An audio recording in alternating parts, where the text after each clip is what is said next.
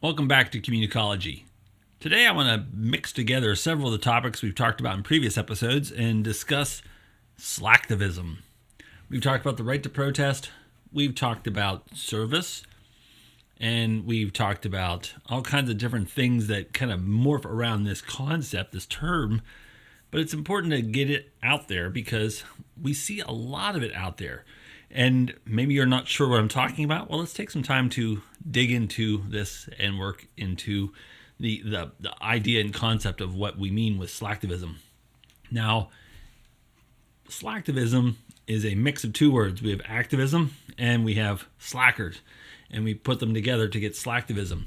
So activists, people who care about a certain topic, work and have passion and do everything they can for that cause. So if you're pro this or anti that, you work very hard and you care about it and you do everything you can, from speaking your mind about it in public forums. You go and protest. Maybe you go and actually go to that place or organization that you're either for or against and actually try to get involved in some way. Maybe you donate money and donate time for the cause. Whatever the thing is, you're active, an activist. So you're active in that cause and it matters to you. Slackers, by their definition, sit around and don't do anything. And they're known as slackers because they're just apathetic and they just kind of just do nothing. They don't care. So if you take those two and put them together, which doesn't make sense in its face value, because someone who's active, someone who cares, and someone who doesn't care, well, you put them together. And the reason why we come up with slacktivist is because when you have the people who just, I'm going to speak up, but I can't be bothered to do anything else about it. That's the basic concept of a slacktivist.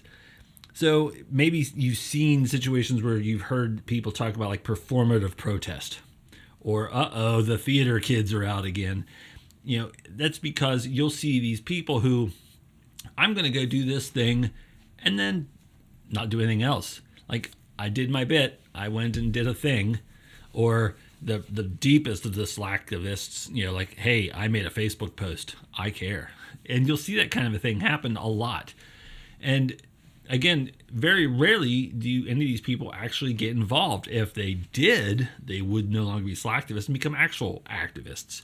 Now, I'm not here to trash activists because, if you care about a thing, again, anti this or pro that, whatever the thing happens to be, if you care and want to get involved and be involved, more power to you. You should care about certain things. So whether this one cause really matters and you want to help and you want to donate time or supplies or whatever, and you want to help it grow, then get in there and do it.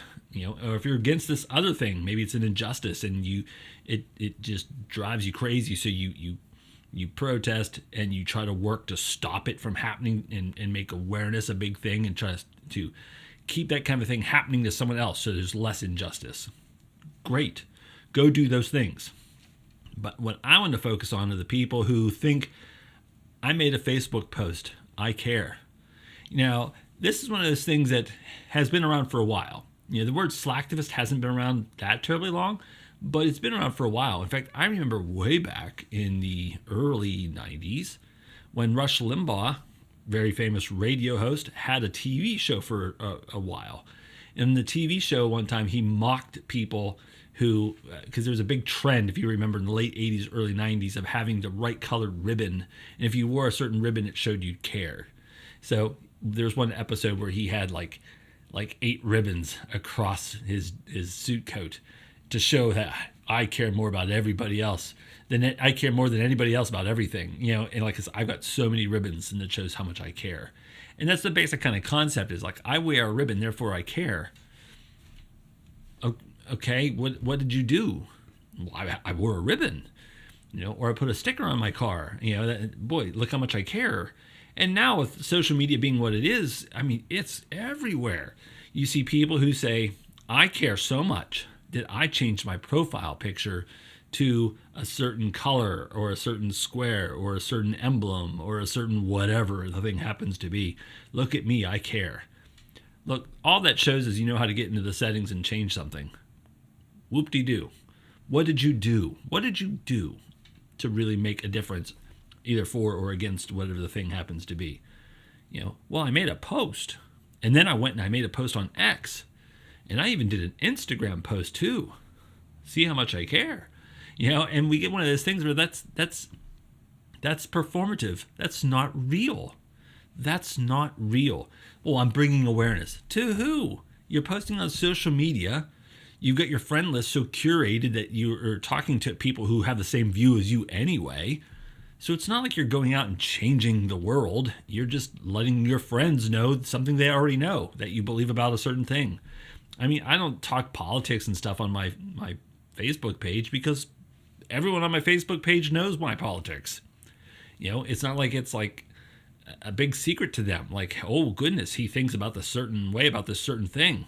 That's news. It's not. If there's something going on in the world, they probably know exactly how I believe and think and feel about it.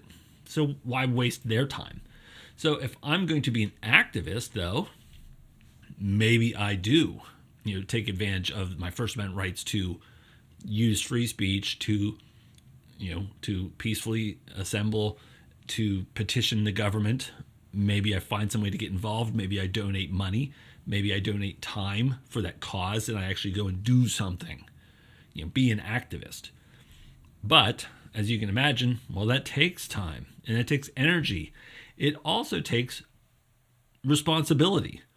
If I'm going to be an activist, I need to learn about that thing.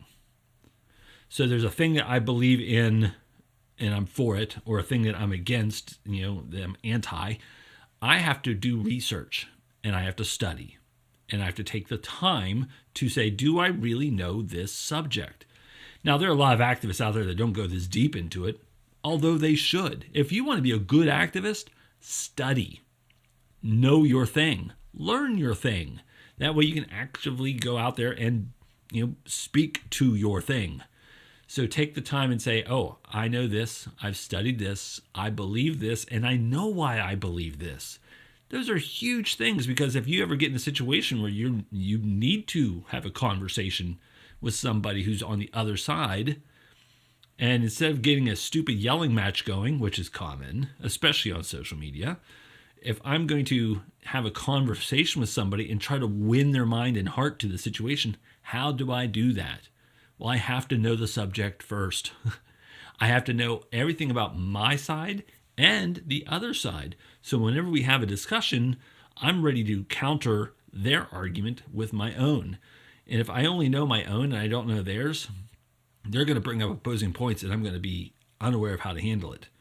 Now, a slacktivist, they don't have to care, which is part of the problem, because when you're a slacker, again, I don't care. I'm just going to, whatever the latest thing is. And you'll see that. People will be outraged. I'm outraged at the latest thing.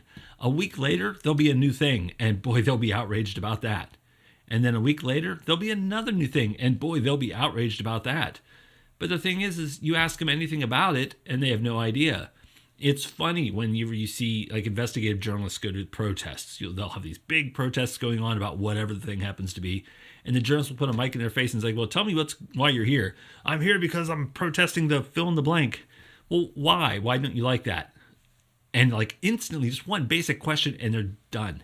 Because a lot of them, well, the nefarious part is a lot of them are just paid protesters. They're just paid to show up to make it look like there's a lot of people that care. There's a huge industry in paid protesting. But part of it is because they just only know to be outraged because it's social credit for them. Like, I will get extra credit socially if people see that I care about an issue, which is why a lot of times you'll see at award shows, you'll see people say stupid things. These celebrities, they'll say stupid things, and they live in such a hypocritical way that it doesn't make any sense. But they say it because they get credit. Because people are like, oh, he cares. Oh, she cares. And they won't stop and go, but do they even know what they're saying? No, they don't, because, oh, they care. That's all that they care about, is to know that they care. And they get that social credit. But if you press them, turns out they know nothing about that subject. They just know that they have to say the thing so the audience will love them. Because if you're selling records, or if you're making movies and you're selling tickets to those, or you're in theater and you want people to come to see the production, you need to say the thing so that the people will want to come. Because if you don't say the thing, they say, your silence means you're complicit in the injustice that's going on. It's like, maybe I just don't know enough to speak up. Ricky Gervais had that famous, moment in hosting the, I think it was the Oscars, where he said basically he said, for the entertainers to just shut up because people don't care about their politics. They know you don't know anything about them. Just don't try to tell us. Just accept your award and leave. And we've seen that kind of outcry for a long time. Just sing your song, just do your acting, just whatever, and just shut up and play your sport, whatever the thing happens to be. Now, this isn't to say that you're not allowed to have an opinion on stuff. Some people quickly throw that out because they think that that's what we're saying. But no, whenever people say those kind of things, it's more along the lines of, look, you're allowed to have your thing, you're allowed to have your belief, but make sure you know why you're saying it. Make sure you truly care, that you're not just pandering to an audience. And celebrities do that. Politicians do that. Regular people do that. We just say stuff because, I want to sound good. I want to have good social credit with people. And you can guess what kind of a problem that causes. Because now we have a situation of a whole bunch of people who just yell about the current thing and they have no idea why. And they're easily led. This is why you hear a lot of people being called sheep, because sheep just get led around and they don't know why they're going in any direction. They just know that they're just going in the direction and they just go. They don't stop and have deep philosophical questions about why the shepherd is pointing them in a certain direction. They just kind of go. And we think of that in a lot of ways. We see a lot of people who go out there and do these performative protests, again, in person or on social media.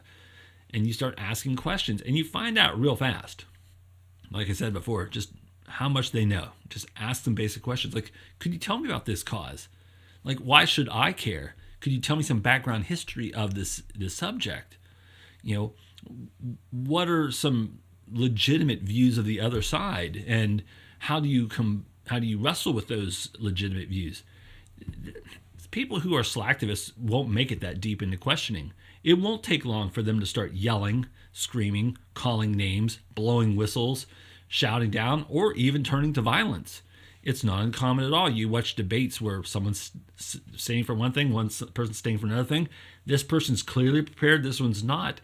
This is the one that's going to start swinging because they're not ready.